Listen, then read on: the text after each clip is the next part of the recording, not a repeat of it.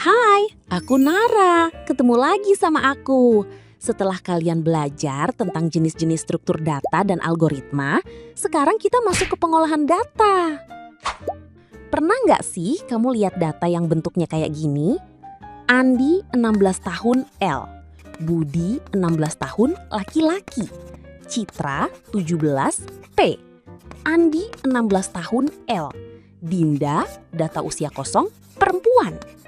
Nama ada yang sama, penulisannya beda-beda, ada data yang kosong, bahkan ada yang bikin kita mikir, ini datanya beneran ada atau lagi ngilang?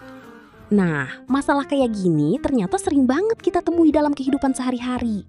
Padahal data itu penting banget. Kalau datanya berantakan, informasi yang dihasilkan juga bisa ikut berantakan. Jadi, hari ini kita bakal belajar gimana caranya mengolah data supaya menjadi data yang lebih berkualitas. Siap? Yuk kita mulai!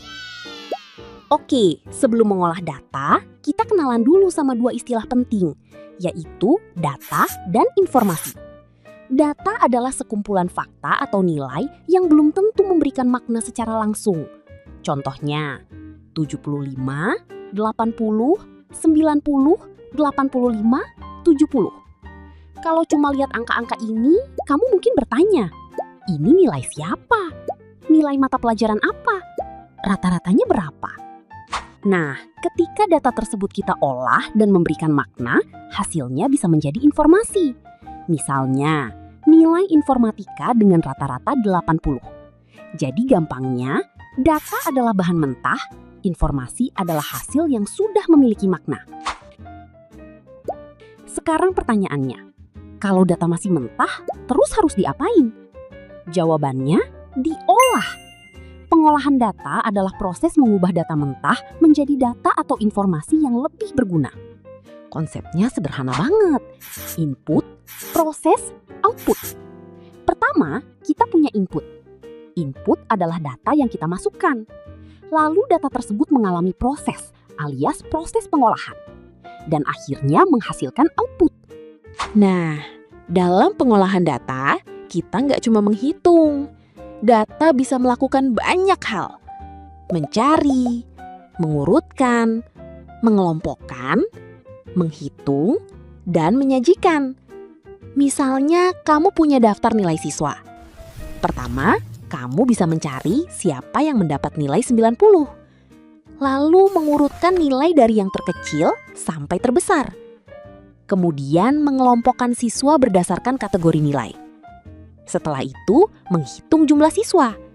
Dan terakhir, hasilnya bisa disajikan dalam bentuk tabel atau grafik. Jadi data itu bukan cuma disimpan. Data harus bisa diolah supaya menghasilkan sesuatu yang berguna. Sekarang, kita sampai ke bagian yang penting banget. Apakah semua data yang kita punya otomatis bagus? Jawabannya, no. Data yang baik harus memiliki kualitas. Data berkualitas adalah data yang dapat dipercaya dan sesuai untuk digunakan sesuai kebutuhan. Lalu, seperti apa cirinya? Pertama, akurat. Artinya data harus benar dan sesuai kondisi sebenarnya. Kedua, lengkap. Data yang dibutuhkan tidak boleh banyak yang kosong. Ketiga, relevan. Data harus sesuai dengan kebutuhan. Keempat, konsisten. Format dan penulisannya harus seragam. Dan terakhir, tidak ganda. Data yang sama jangan sampai tercatat berkali-kali. Sekarang, coba perhatikan data berikut. Coba kamu jadi detektif data. Menurut kamu, apa saja masalahnya? Yap, ada beberapa masalah. Data ganda. Andi muncul 2 kali. Data kosong. Usia Citra tidak tersedia. Format tidak seragam. Ada L, laki-laki, P, dan perempuan. Format usia juga tidak konsisten. Ada 16 dan 16 tahun. Kalau data seperti ini langsung digunakan, bisa-bisa hasil akhirnya juga ikut salah.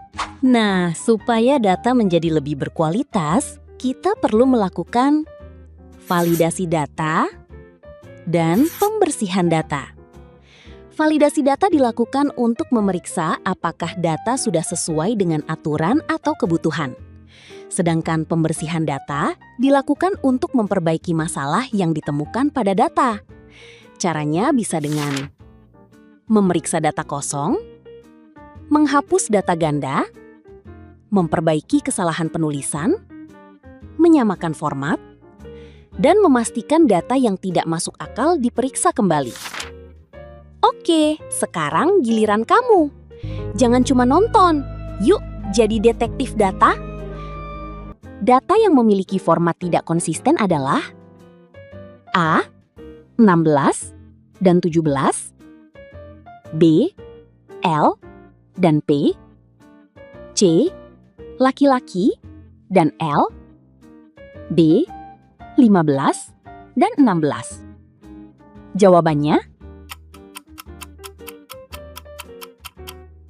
C. Karena penulisan jenis kelaminnya menggunakan format yang berbeda.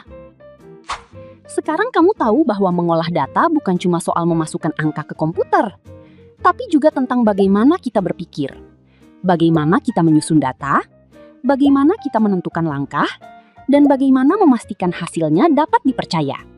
Karena data yang baik menghasilkan informasi yang bermanfaat dan keputusan yang lebih tepat. Oke, itu dulu dari aku. Sekarang giliran kamu jadi detektif data. Selamat mengolah data, jangan takut sama tabel. Karena yang bikin tabel menyeramkan itu bukan datanya, tapi kalau kamu belum tahu cara mengolahnya. See you di pembelajaran berikutnya. Bye-bye!